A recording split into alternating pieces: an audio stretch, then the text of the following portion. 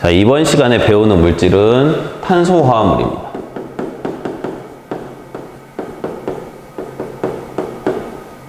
화합물 중에서도 탄소라는 원소를 포함하고 있는 물질들을 말하겠죠. 화합물은 두 가지 이상의 원소로 이루어진 소물질이라고 얘기를 했었습니다. 그 중에서도 탄소가 포함된 화합물, 이렇게 얘기를 했는데요. 왜 탄소화합물이라고 얘기를 할까요? 단백질 같은 경우에 보면은 탄소, 수소, 산소, 질소로 이루어져 있습니다. 그런데 수소화합물이라고도 얘기해도 맞고 산소화합물, 질소화합물이라고 얘기해도 다 맞지만 그래도 탄소화합물이라는 말이 가장 잘 어울리고 그렇게 많이 됐습니다. 왜 그러냐면 탄소라는 원소는 아주 특이한 특징이 있습니다. 어떤 특징이 있냐? 자신들끼리 연결이 잘 됩니다. 탄소끼리 연결이 잘 된다는 거죠. 그리고 이 탄소는 최대 다른 원자 4개하고 결합을 할 수가 있습니다. 다양한 결합을 할 수가 있다는 거죠. 그래서 탄소 같은 경우에는 물질의 뼈대를 이루기 때문에 화합물을 이야기할 때 탄소 성분이 들어가 있으면 탄소화합물이라고 이야기를 하게 되는 것입니다. 네, 굉장히 중요한 원소라는 의미가 되겠습니다. 그리고 지금 단백질이라고 썼는데 생명체를 구성하는 원소 중에는 탄소가 거의 빠지지가 않습니다. 그렇죠. 물론 물 같은 경우에는 이제 탄소가 없겠지만, 그런데 생명 활동과 관련이 있는 물질 중에서 탄소는 핵심이 되는 것입니다.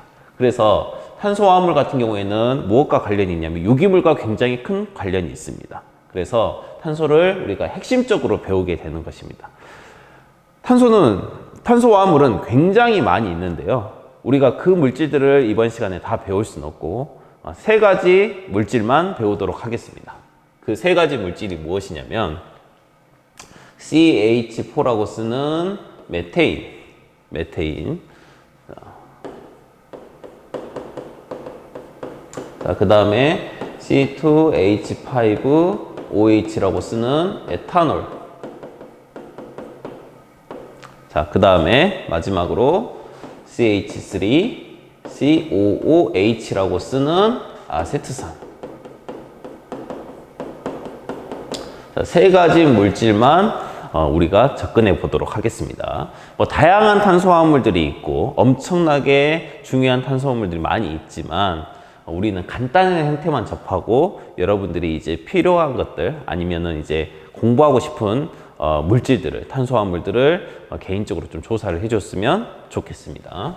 자, 그럼 첫 번째 메테인부터 보면 가장 간단한 탄소화합물이라고 이야기를 할 수 있을 것 같습니다.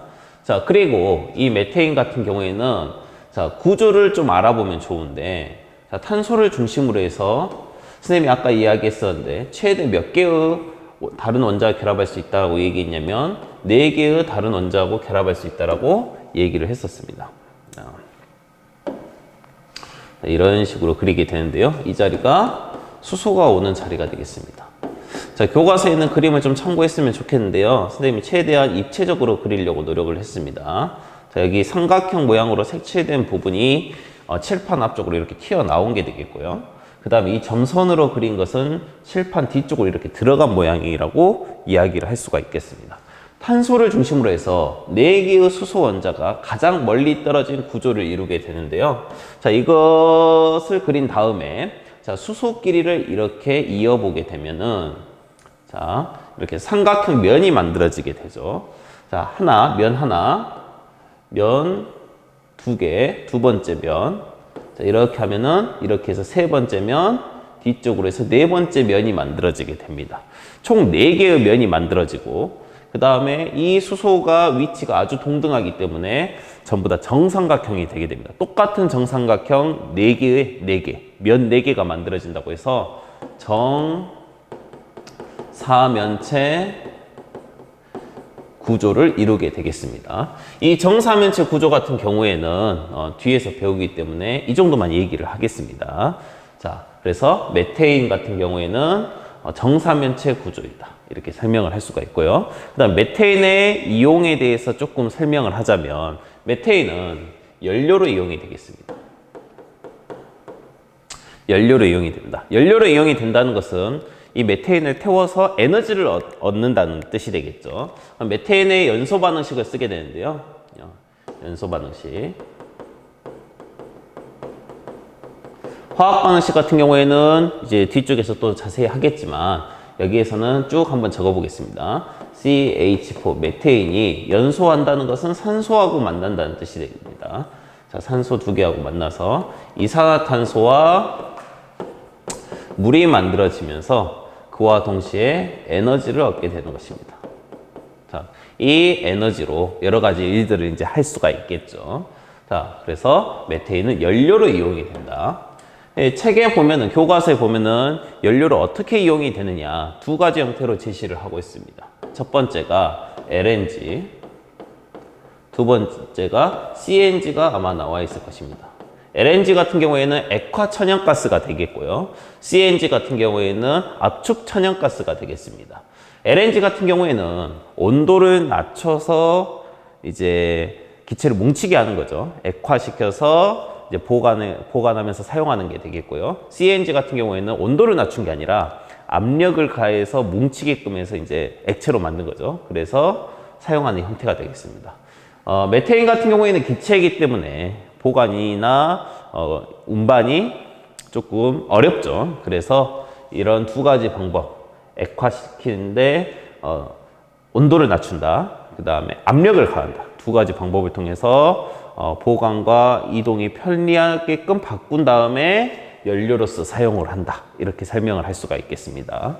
자, 그 다음에 두 번째 내용은 바로 에탄올이 되겠습니다. 에탄올은 C2H5OH 이렇게 쓰게 되는데요. 에탄올은 최근에 엄청나게 많이 접했을 거라고 생각합니다. 바로 코로나 때문에 손소독제 이렇게 해가지고 많이들 손에 바르게 되죠. 그러면은 이제 에탄올 같은 경우에는 손소독제, 소독하는 데도 사용이 되고 어디에도 사용이 되느냐. 당연히 뭐 이제 여러분들이 떠올릴 때 술 같은 것도 떠올릴 수도 있을 것 같고요. 그 다음에 연료로도 사용이 됩니다. 알콜 램프. 알콜 램프는 잘 안 쓰지 않습니까? 연료로 많이 사용되는 것은 아니지 않습니까? 이렇게 물어볼 수도 있는데요. 이 에탄올 같은 경우에는 이제 자동차 연료로도 사용됩니다.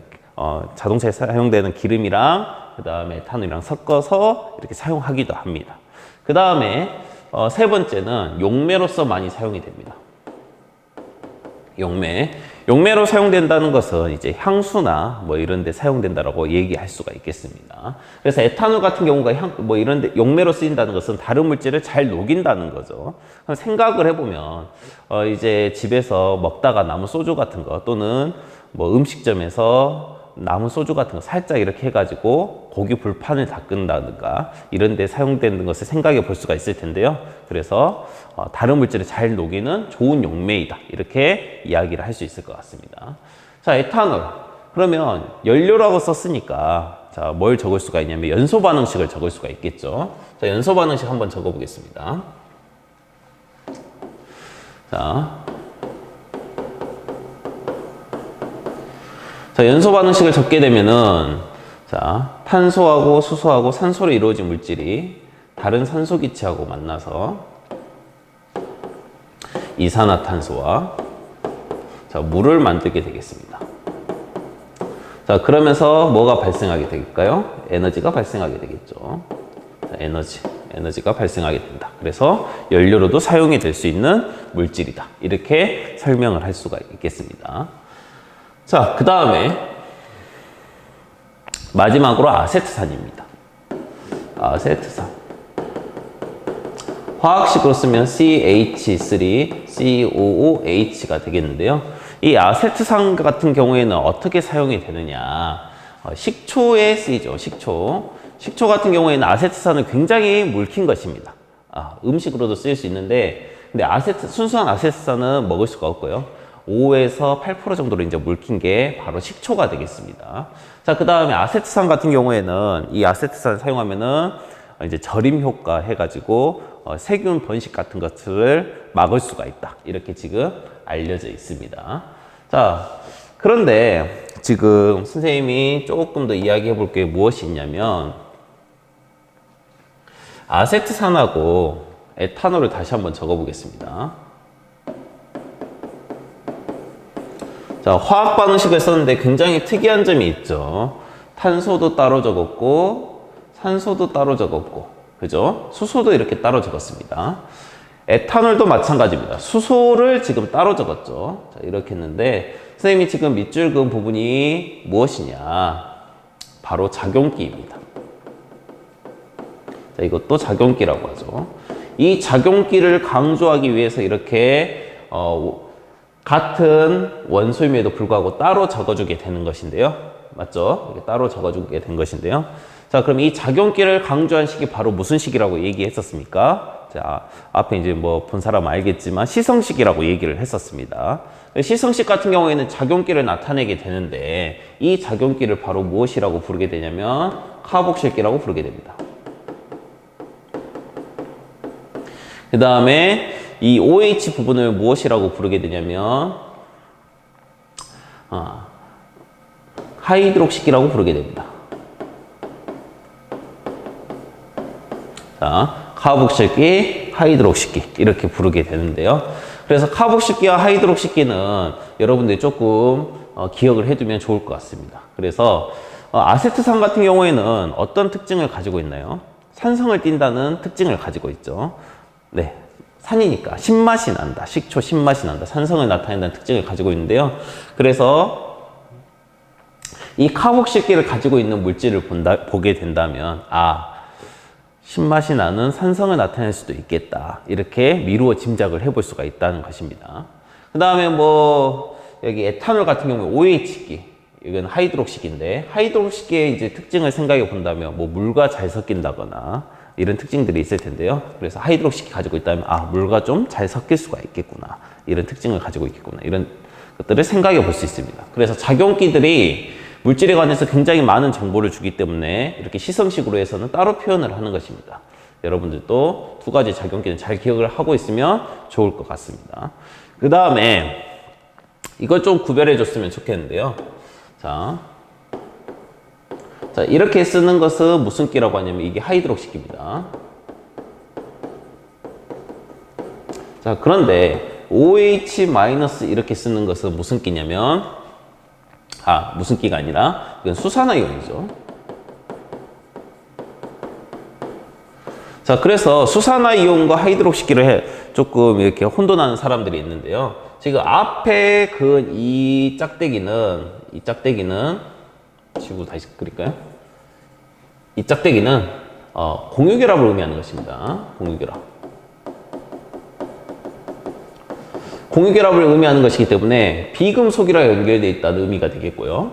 이 수산화이온 같은 경우에는 무엇과 같이 오게 될까요? 앞에는 양이온과 같이 오게 되겠죠. 그래서 양이온과 수산화이온이 OH가 나온다. 그러면은 수산화이온이라고 생각하면 되고, 그 다음에 비금속이 나오면서 OH가 나온다. 그러면은 하이드록식기로 생각을 하면 되겠습니다. 예를 들어서 NaOH.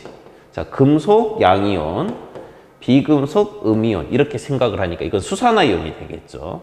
그 다음에 뭐 비슷하긴 하지만 좀 써보면 CH3OH 이렇게 썼을 때 여기는 비금속밖에 안 보이죠. 그리고 CH3는 뭐 양이온이 아니기 때문에 자, 이렇게 썼을 때는 공유결합이고 하이드록식기다 이렇게 생각을 해볼 수가 있겠습니다. 자, 조금 지우고요.